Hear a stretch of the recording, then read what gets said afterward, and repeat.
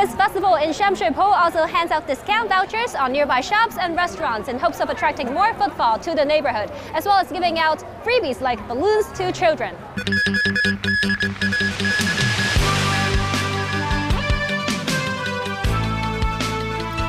Guangzhou comes to terms with deadly tornado.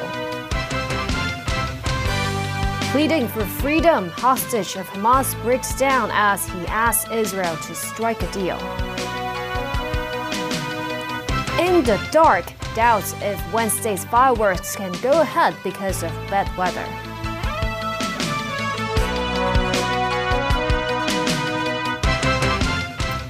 Good evening and thank you for joining us. A cleanup is underway in some suburban areas of Guangzhou, a day after a strong tornado plowed through the districts. At least 5 people died and more than 30 others were injured. Hundreds of industrial plants were damaged. Mimosa Ngai reports. Palestinian group Hamas said is reviewing a new Israeli proposal for a ceasefire in Gaza as Egypt intensified efforts to broker a deal. Senior Hamas official Khalid al-Hayya gave no details of Israel's offer but said it was in response to a Hamas proposal 2 weeks ago.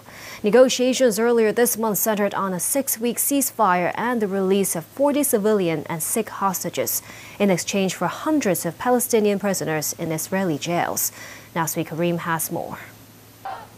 The Secretary for Culture, Sports and Tourism says the Labor Day fireworks display may be cancelled because of bad weather. Kevin Yeung said authorities will take the final decision on Wednesday afternoon, just hours before the show is due to take place. The weather has been gloomy and the observatories. And ahead of Labor Day, unionists called on the government to improve workers' rights. This after several deadly industrial accidents in recent months. A mother who left her 3 children at home for about an hour was arrested for alleged child abuse. Police received the report from her 9-year-old son at around 10:30 this morning.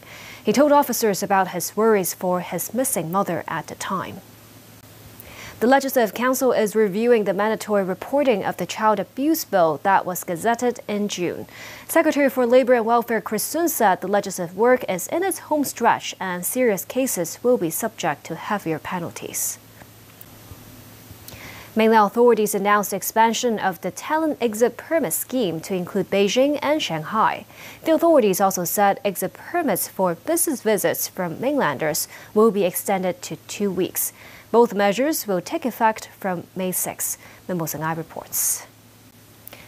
China's embassy in Japan has protested against Tokyo after a group of Japanese lawmakers visited the disputed Diaoyu Islands, known as the Senkaku Islands in Japan, and international peace and stability. Premier Li Qiang met with Tesla boss Elon Musk in Beijing. Li said thousands of mainly women but also men marched in several cities across Australia to highlight and try to end gender-based violence. And U.S. President Joe Biden used the annual White House Correspondents' Dinner to speak of the importance of November's presidential election. First, he poked fun at rival Donald Trump and his ongoing trial over hush money payments to Stormy Daniels. Back locally, a community festival took place in Shamshui-Po. It aims to not just bring people together, but also breathe new life into one of the city's oldest districts. Take a look.